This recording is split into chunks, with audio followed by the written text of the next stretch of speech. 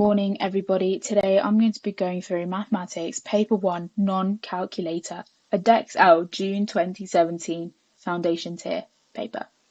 That was a mouthful, but if you haven't already, please do give this video a like and a subscribe, and this will help the channel grow and get out to the people who need it the most. Okay, without any more to do, let's begin. Question number 1. Work out the value of 2 to the 4. So we know that 2 to the 4 can be written as 2 times 2 times 2 times 2. 2 times 2 is 4, 4 times 2 is 8, and 8 times 2 is 16. So the answer is 16. The first 5 or so questions are quick and simple marks to be gaining, okay? Shouldn't spend too long on them. Right, 7.26451 correct to the 3 decimal places. So 3 decimal places, I'm going to give it a highlight, are these, okay? And we want it correct to the 3 decimal places. So 7.26. And this last decimal point has to be rounded carefully. So 5 or more, add 1 more. 4 or less, let it rest. So it's 5. So we add 1 more to 7.265. Okay, simplify 7 times e times f times 8. We need to collect the like terms together. So 7 times 8, times table knowledge, 56, multiplied by e, multiplied by f. It's the answer. Solve. X to the 5 is 2.5. I'm always inclined to write mixed numbers as improper fractions. So 2.5 can also be written as 2 times 2 plus 1, which is 4 plus 1, 5 over 2. Okay, so x over 5 is 5 over 2. So to get x on its own, you multiply both sides by 5. X over 5 multiplied by 5 gives you just x. And 5 over 2 multiplied by 5 is 25 over 2. Edexcel love decimal places, and decimal points and decimal answers in general. So always I'd be inclined to write it in a decimal form. So 12.5. And if you can't tell from this, you can always do the bus stop method.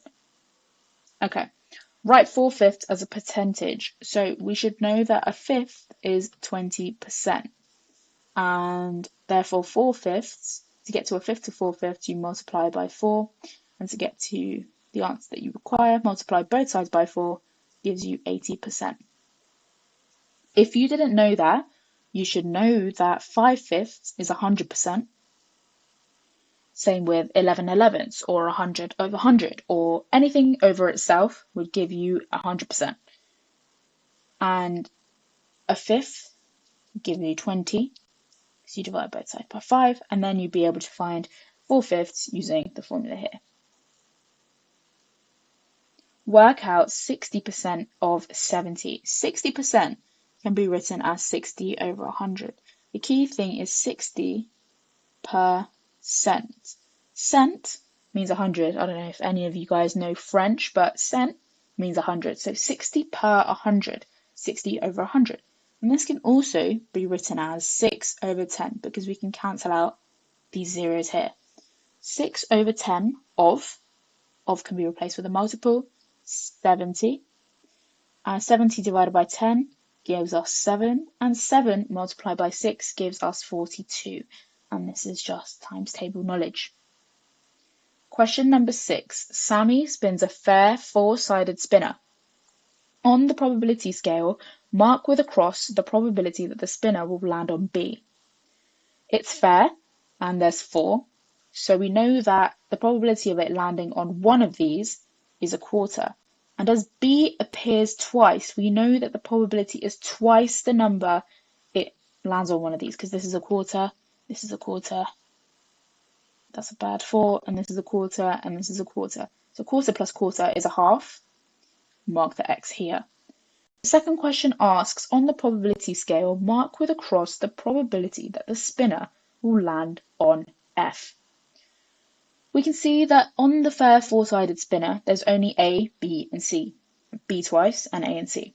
Okay? And F just doesn't exist, so the probability will actually be 0, because you can't land on something which doesn't even appear on the spinner. Next question. Fahima buys 2 packets of bread rolls costing £1.50 each for each packet, 1 bottle of ketchup costing £1.60, 3 packets of sausages, and she pays with a £10 note. She gets 30 pence change. Fahima works out that 1 packet of sausages costs £2.30. Is she right? You must show how you get to the answer. You must always show. Even if you don't get the answer right, guys, you will be able to gain method marks. And at this point, you're just trying to collect as many marks as possible. Okay? Even better if you get it right, but just push, and always show your answer even if you think it's wrong.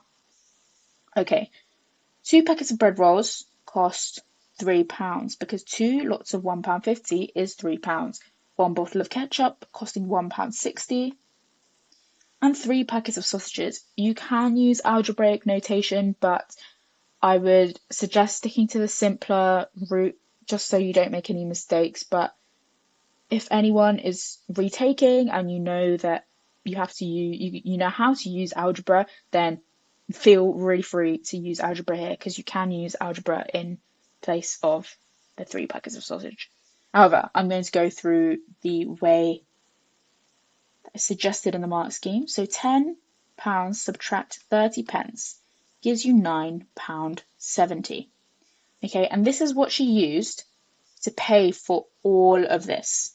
Okay, so £9.70 subtracts by £3 and we get £6.70, and this subtracted by £1.60 gives us £5.10.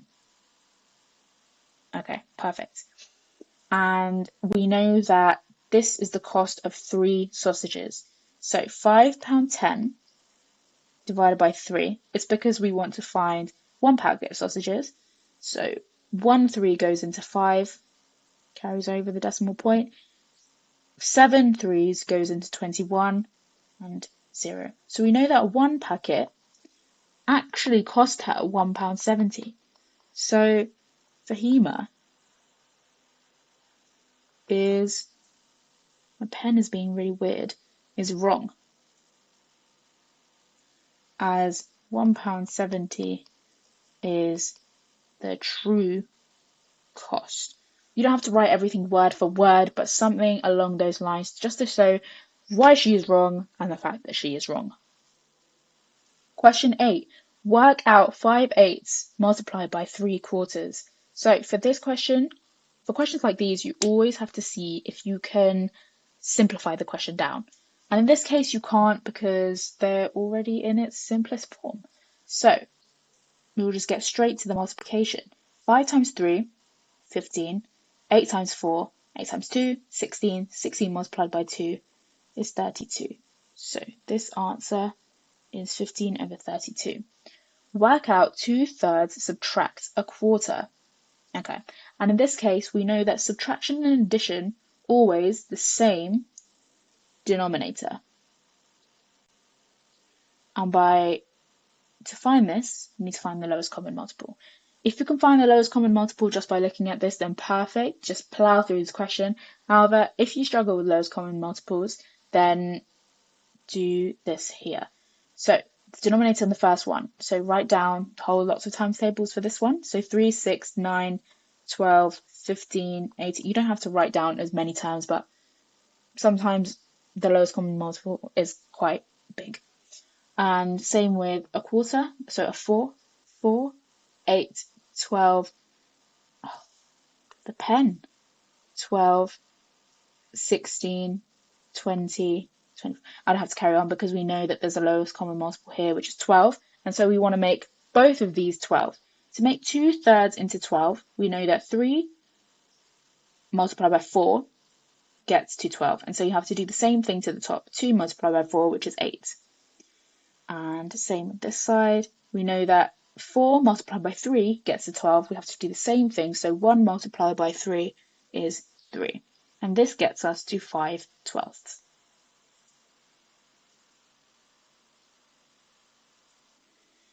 Question number 9. Sean works for a company. His normal rate of pay is £12 per hour. When Sean works more than 8 hours a day, he's paid overtime for each hour he works more than 8 hours. His overtime pay per hour is 1.25 times his normal rate of pay per hour. On Monday, Sean worked for 10 hours. Work out the total money Sean earned on Monday. Okay, tripping over my words here. However, let's just get to the question. So normal rate of pay, normal, is £12. And when Sean works more than 8 hours a day, he's paid overtime. So normal is £12 and this is for 8 hours. And we can see that on Monday he worked 10 hours. So overtime, we don't know the pay yet, but we'll figure it out. And he works 2 hours because it's additional to the 8 hours, and 10 subtract 8 is 2. Overtime is 1.25, and again, whenever I see a mixed number, it's just so much easier to write it in improper fraction, which is 4 times 1, 4, 4 plus 1, 5, 5 fourths of 12. Okay, 12 divided by 4 is 3, and 5 times 3 is £15. So we know that the overtime pay is £15. So for 8 hours, for £12 each, 12 times 8 gives us £96, and this is times table knowledge. And for overtime, 15 times 2 is £30, and we want to work out the total amount of money Sean earned on Monday. So 96 plus £30, 12,126. So we have £126. Question number 10. A farmer has 20 boxes of eggs. There are 6 eggs in each box.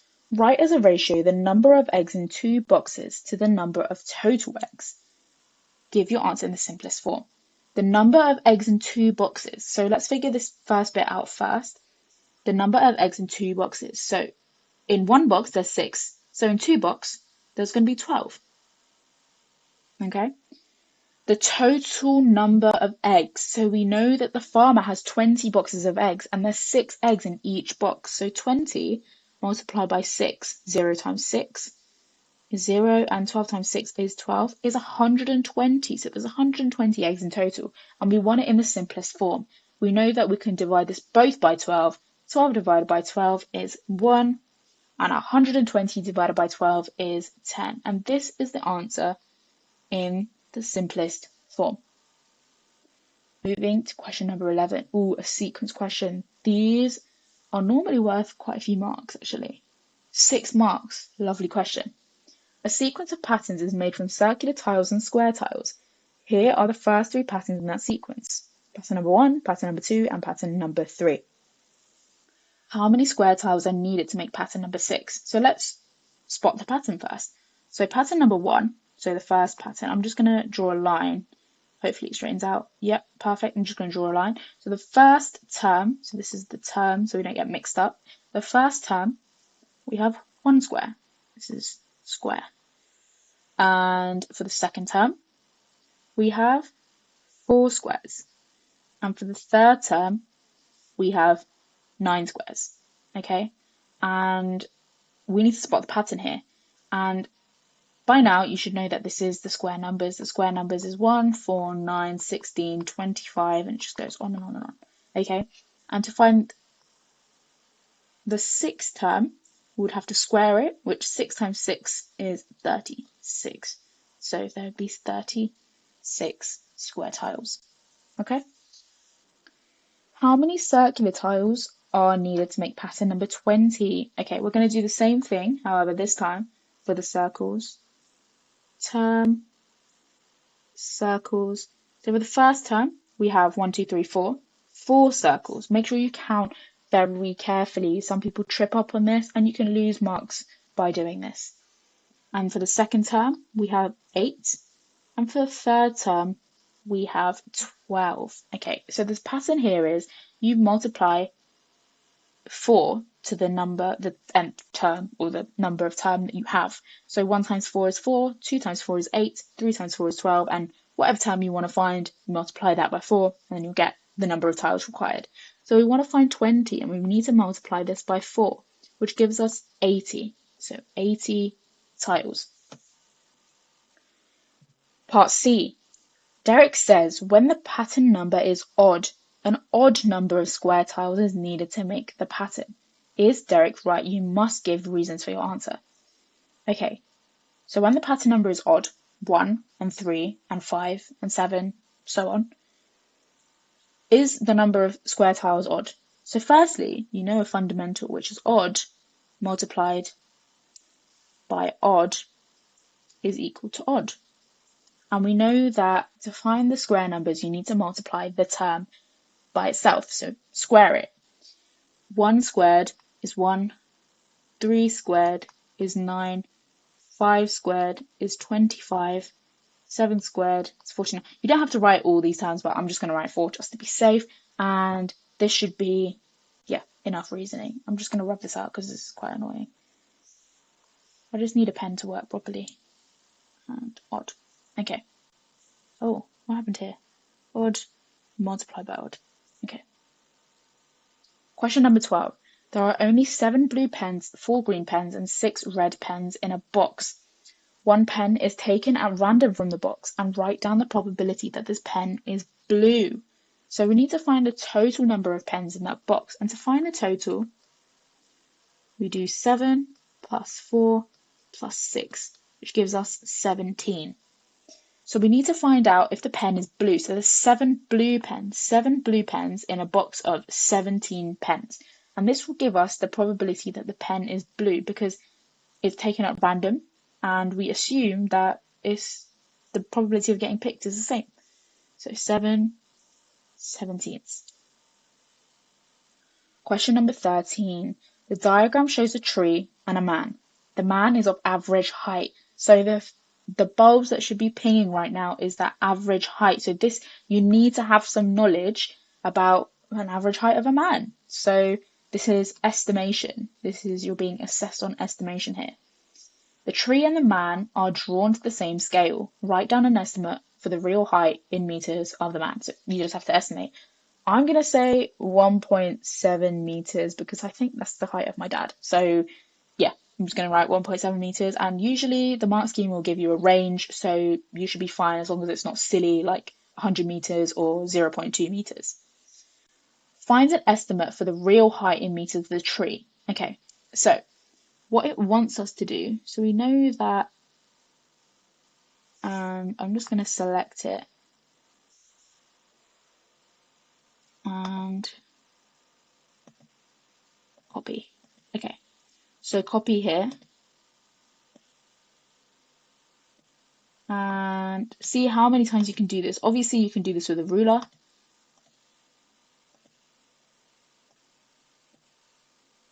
Oh, this is not as going as well as I hoped.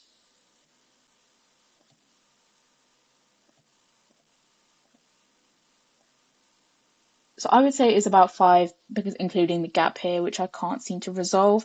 And so 1.7 times 5, 1.7 times 5 gives us 7 times 5, which is 35, 8.5 meters. And yeah, that is correct. Moving on to the next question. Year 9 students from Hall School were asked to choose one language to study. This table shows information about their choices. Okay. This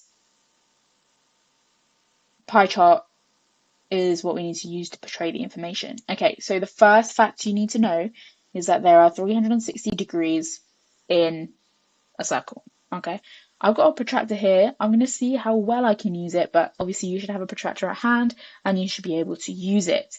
So the total number of students is the first thing that I would like to find. So we can find out how many degrees we're measuring the interval in. So 46 plus 40 plus 24.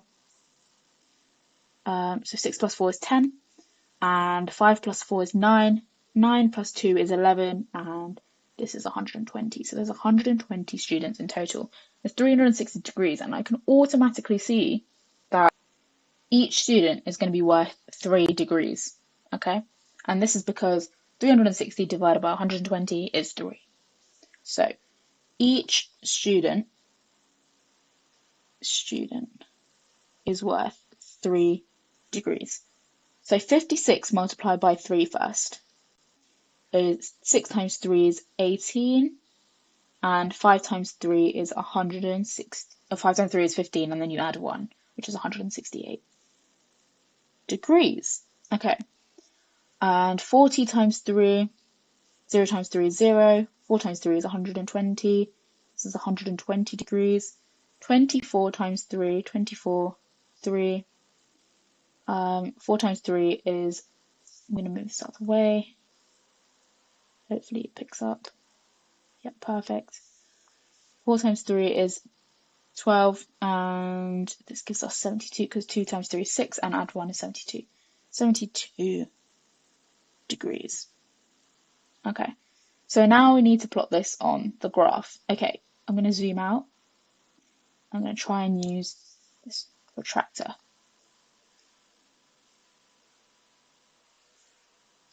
Okay,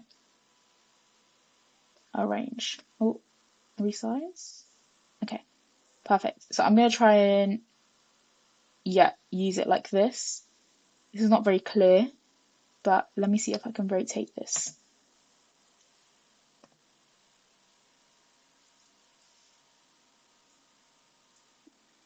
Okay, struggling a bit here. If not, I'm just going to have to do it by eye, but you know that. Is it resize? Oh, yeah. Okay, cool. Rotate. So we always have to put the crosshair, which is the center, like so. And we want to plot the easiest one first, which is 120 degrees. So from 0, we're reading all the way to 120 degrees, which is here. And if I just draw a straight line from here, and then I'm going to move this out of the way. Oh, going to move this out of the way. And then draw a straight line from this point to this point. And we know that this is Spanish. Okay, I'm going to do the same again. However, we're going to start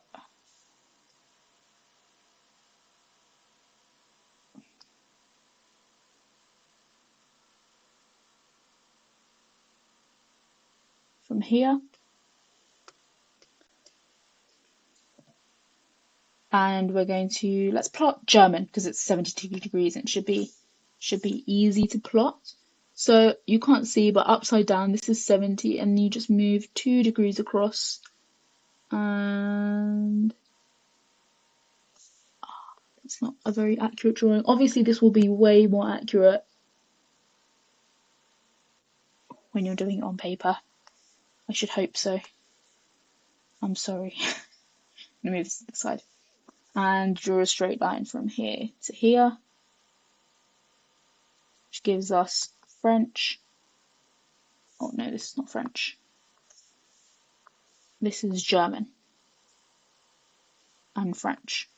Always, when you finish drawing a pie chart, always check back to your table to see, does this look right? So French is the biggest, so as you can see, Spanish is the second biggest, yeah, and German is the smallest, yeah, valid. So, Year 9 students from a different school were also asked to choose one language to study. This accurate pie chart shows information about their choices. Shamina says the pie chart that the French was chosen shows that French was chosen by more Year 9 students at Larry School than Hall School. Is Shamina right? You must explain your answer. So firstly, we can see that with Larry School, there are no values, and I don't know, Larry School could have 1,000 people in their school, or they could have 10. We wouldn't know. And whereas Hall School has a specific number of students, 120 students. So Shamina is actually not correct because no, as there are no figures available for Larry School.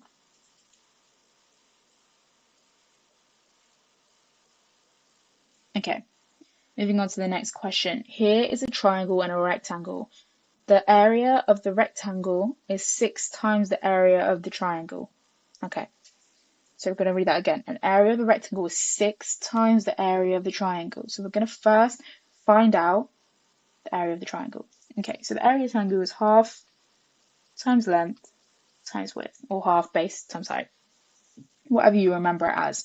And it will be half times 9 times 8. 9 times 8 is 72, so it's actually half multiplied by 72 is 36. Okay, so 36 centimeters squared per triangle. Okay, so the area of the triangle is 6 times the area, so we're going to find 6 lots of 36. 6 times 6 is 36, and 3 times 6 is 18. 18 plus 3, 216. So 216 centimeters squared is the area of the rectangle. So we know that it's 16 times a width. So 16 times a width. Okay. So to find the width, you're going to have to divide both sides by 16. So 216 divided by 16. 116 goes into 21, so we have 1. And we have 5 carried over. So we're going to write the 16 times table. 16, 32, 48. If you don't know how to do this, just use the times 2 or the 16 times 3 just to get a few numbers going. And 16 times 4, which I actually don't know off the top of my head, 32, 64. Okay, and you can see that the maximum that can go in is 3. So, and then decimal point, and then you'll get 8 left over, and the 5 times 16 is 80, and so you get 13.5. 13.5 centimeters is the width of the rectangle, and this makes sense because the width is less than the length. So this question number 16, v equals u plus at, u is 1, a is minus 3, and t is a half. If you guys do physics, then you should recognize v equals u plus at, one of the equation of constant acceleration. If not, don't worry about it. That's just a little fact for you guys to know. Work out the value of v. Just substitute all the values in. So v is u, which is 1, plus, always put it in brackets because you don't know if you're going to encounter negatives, as you're going to hear, minus 3, lots of a half. So v is 1 minus 3 over 2. Okay, so 1 minus 3 over 2 is v is minus a half. Okay, and this is because 2 over 2 is 1, and 2 over 2 subtract 3 over 2 would give you minus 1 over 2. And in this case, I would leave it in fractions because this is in fractions and it just seems better to leave it in a fraction. Question number 17. Okay, we are going to read the question. 5 tins of soup have a total weight of 1,750 grams. 4 tins of soup and 3 packets of soup have a total weight of 1,490 grams. Work out the total weight of 3 tins of soup and 2 packets of soup. Okay, we can find the weight of 1 tin of soup. And this is by dividing 1,750 by 5 because we know that it weighs 1,750 grams, 5 tins. So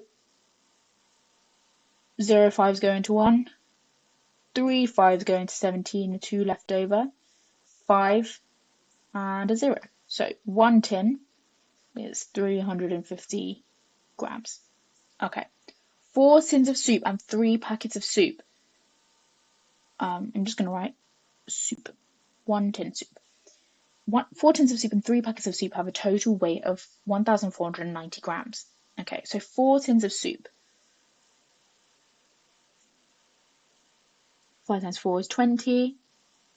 3 times 4 is 12, plus 2 is 1,400. Okay, so 1,490 subtract 1,400 is 3 packets of soup. which is 90 grams. Okay, and 90 divided by 3, 3, and 0. So we know that 1 packet of soup is 30 grams. Happy? And we're going to find out the total weight of 3 tins of soup and 2 packets of soup. So 3 tins is 350 times 3. 0 times 3 is 0. 5 times 3 is 15. 1,050. And 1 packet of soup is 30, and we want to find 2 packets of soup. So 30 times 2 is 60. We just add them together. 0 and 0 is 0. 5 and 6 is 11. 1, 1. So the total weight is 1,110 grams. 18. Belina has a garden in the shape of a circle of radius 10 meters. He is going to cover the garden with grass seed to make a lawn. Grass seed is sold in boxes. Each box of grass seed will cover 46 meters squared of garden. Belina wants to cover all the garden in grass seed. Work out an estimate for the number of boxes of grass seed Belina needs. The key is estimate. Okay, so we know that 10 is a good number to use, or we can use like 45 as an estimate. Okay, so 10 meters and circle. So we know that pi r squared is area of a circle, and this is a formula that you need to know.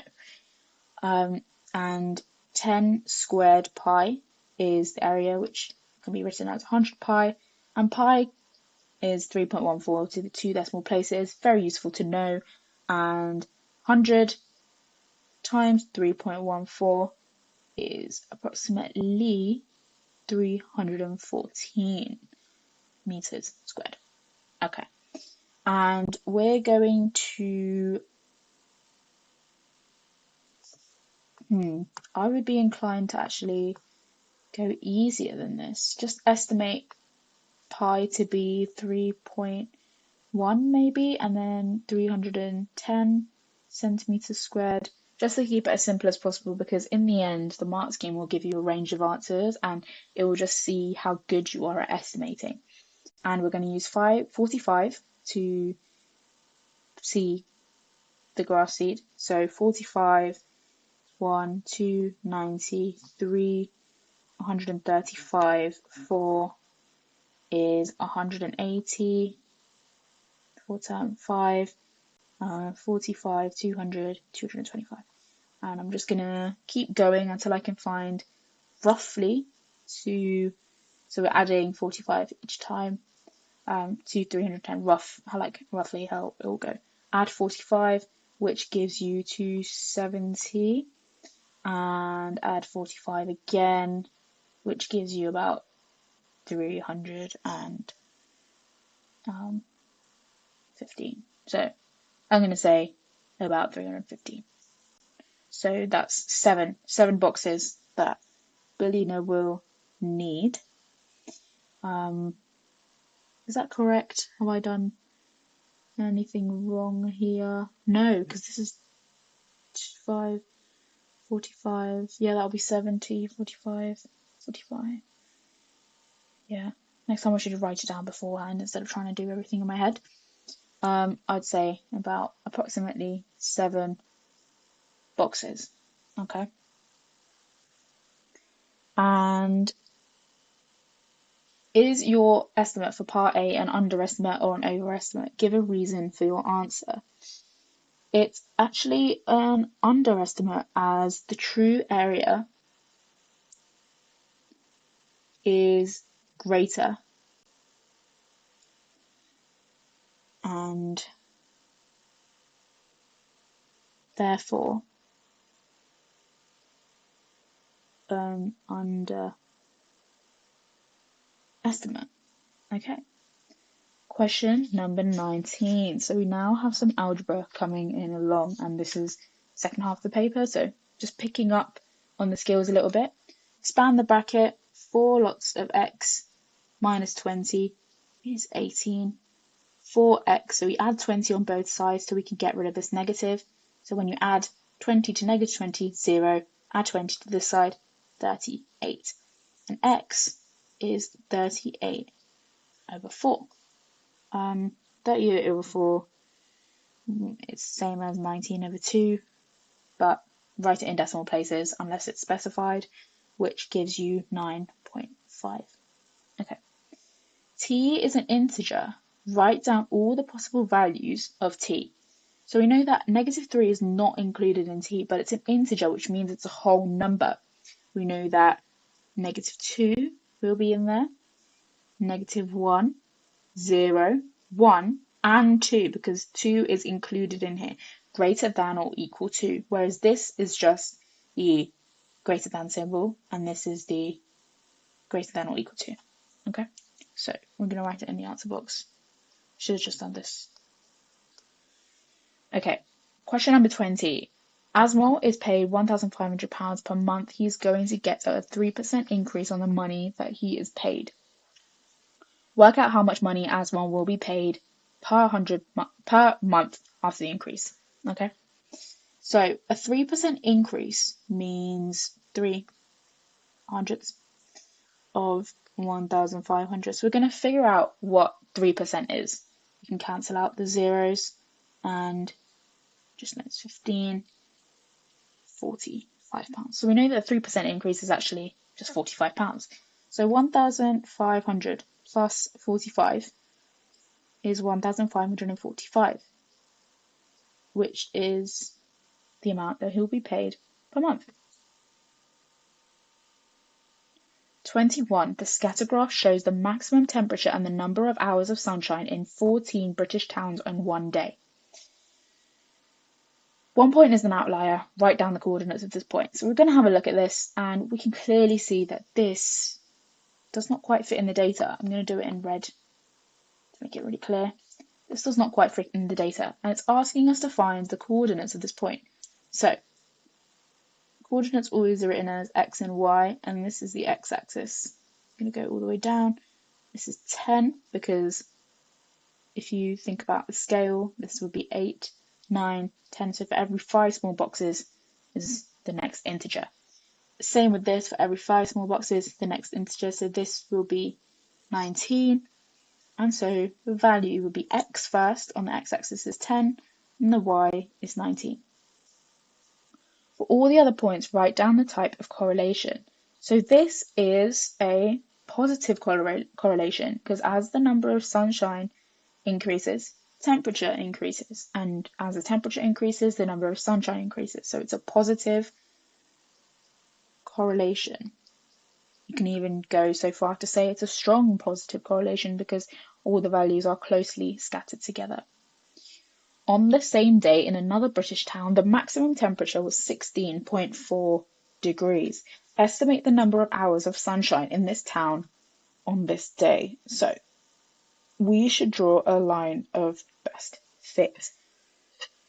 And this is going to be easy for me because I'm using the laptop to do it for me. However, just be really careful when I would say, yeah, that goes through the data. Make sure that your line of best fit should go through a few of the data points, okay?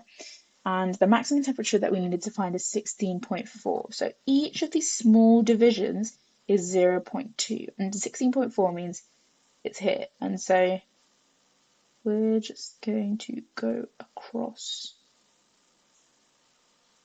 and all the way down, which gives us 12.8.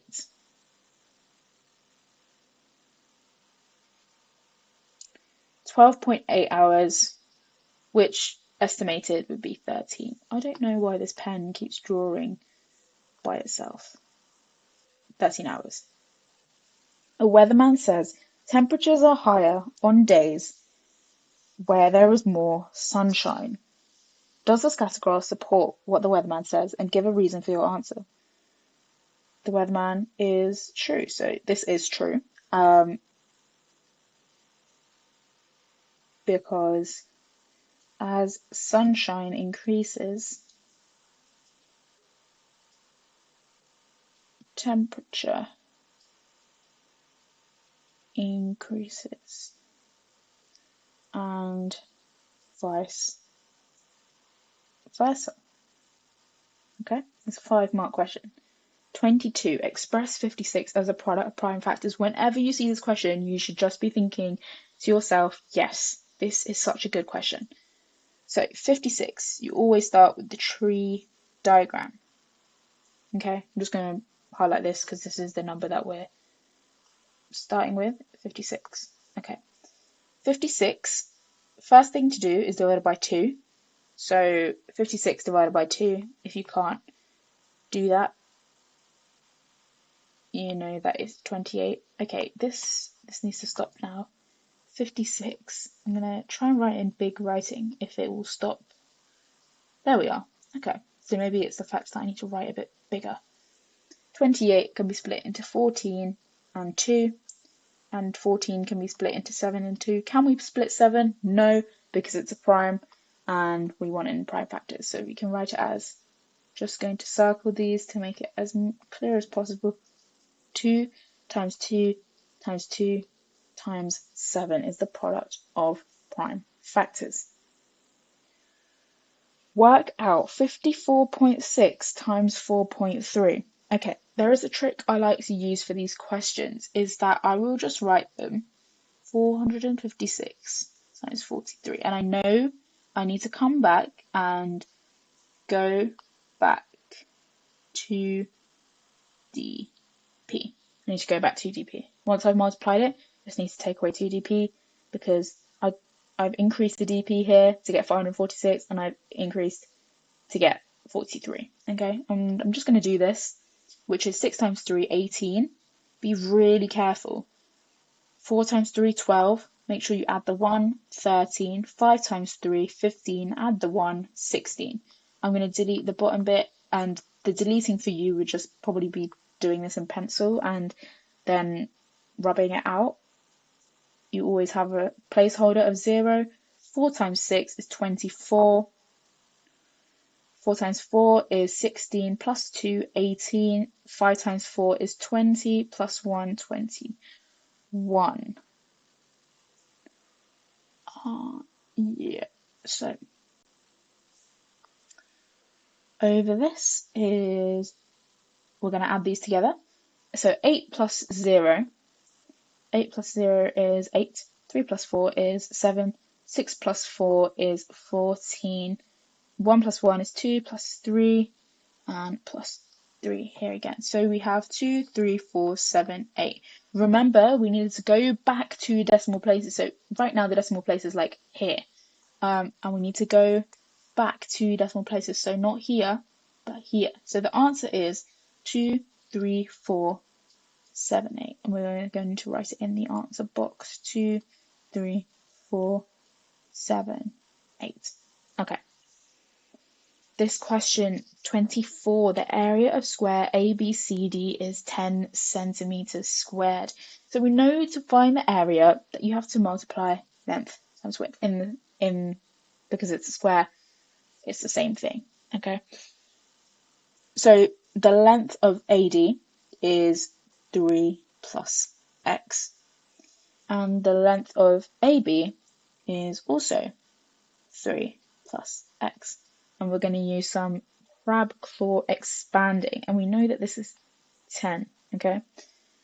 3 times 3 is 9. 3 times 3x, I'm going to draw the crab claw here as well, is 3x. 3 times x is 3x. X times x is x squared, is 10. So now we can rewrite this as x squared plus 6x plus 9 equals 10, okay? And we know that we can take away 9 from both sides, which gives us nothing on this side. 10 take away 9 is 1, which is as required.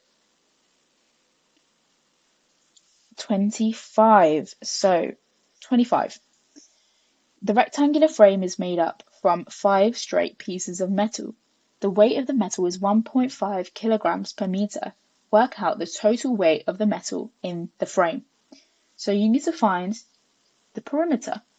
And to find the perimeter, you use Pythagoras' theorem. I'm going to draw a mini triangle here. 12, 5, I'm going to find out what this is. If you can't spot, but this is a Pythagorean triplet, so it's 5, 12, and 13. However, if you can't spot that, you can always do 5 squared plus 12 squared is 169. Root 169 is 13, and so this is 13. So this side is 13 meters. This is 12 meters, and this is 5 meters. Okay, so we're going to add them all up to find out the amount of metal required. So 12 plus 12 is 24, 5 plus 5 is 10, plus 13 gives us, so we have 34 here, 34 plus 13, which is 47. 47 multiplied by 1.5. As I used the trick earlier, I'm going to use it again. So I'll always write to myself, go back 1 dp. So I'm going to 47 multiplied by 15. It's 1.5, so I'm going to multiply by 15 and go back 1 decimal place later. 7 times 5 is 35.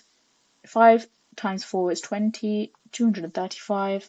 Remember to rub out the bottom so you don't get mixed up. 7 times 0, placeholder. 1 times 7, 7. 1 times 4, 4. Add together 5. 800. No, that's not 800. 705. And 705. Remember to go back 1 decimal place. 70.5 kilograms. So the answer is 70.5 kilograms. And this was 5 marks just for using the Pythagoras formula. So the Pythagoras formula is a squared plus b squared is c squared. Let me just go through that briefly.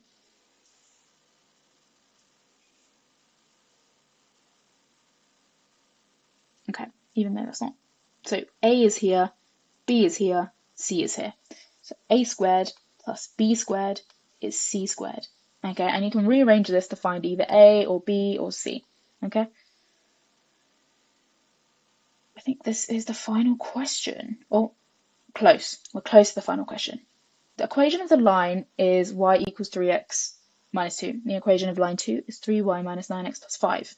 Okay, so what we're going to do is we're going to write the first line in, so the subject is y, and the second line where the subject is y. So y is 3x minus 2. Just write it out. 3y is 9x minus 5. We've made this the subject because we've moved these over to the other side. Okay. We want to get the first equation to look similar to the second equation. So we're going to multiply everything in the first equation by 3. So y times 3 is 3y is 9x minus 6. So we can see, if we just bring this equation here, that the gradients are the same.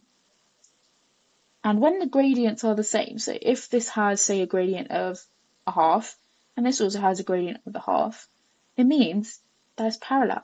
And when the gradients are the same, it means that it's parallel. It really doesn't matter if the y-intercept is different numbers or, yeah, anything else. It just matters if the gradient is the same. Because even if it was like this and this, it will still be parallel. It doesn't matter if the lengths have changed, it will still be parallel. Okay.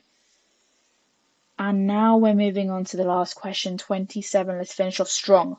So, vectors. Everyone seems to struggle with vectors, but once you get the hang of it, you'll just know how easy it is. So, ABCD is a parallelogram. The diagonals of the parallelogram intersect at O. OA is A, as labelled here, and OB is B. Okay. Because it's a parallelogram, we know that this is B and this is A. Okay, and that's all you need to know because you know that the parallelogram and the diagonals intersect. This is B, this is B, this is A, this is A. Find in terms of B the vector DB. So how do we get from D to B, we can just go across as so. So B, I'm going to do it in a different colour. So D to O, and O to B. So B plus B, that's the journey it takes. B plus B, which is 2B. Let me get out of red now, which is 2B. And I'm going to rub this out. Actually, I might keep this on and just use a different colour. Okay, and find in terms of A and B the vector AB. So we want to get from A to B. However, we can only travel where we've got direction. So we're going to go this way, and then we're going to come up this way, which means we're going in the opposite direction, which means minus A plus B, which you can also write as B minus A, because it really doesn't matter which way you go. So yeah, B, I'm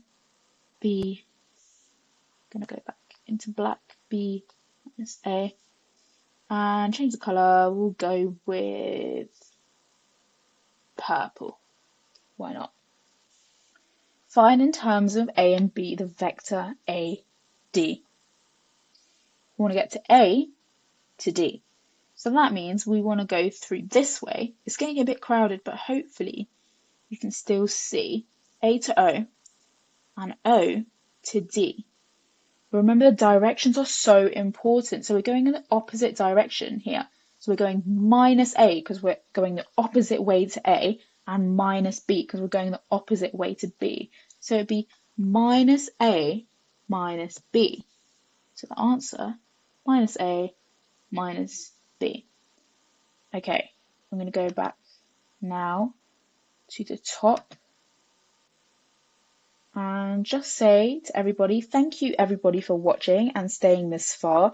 I wish you the very, very best in your foundation maths journey, and subscribe, like, share, do whatever you can, and I'm really looking forward to being back soon with new content.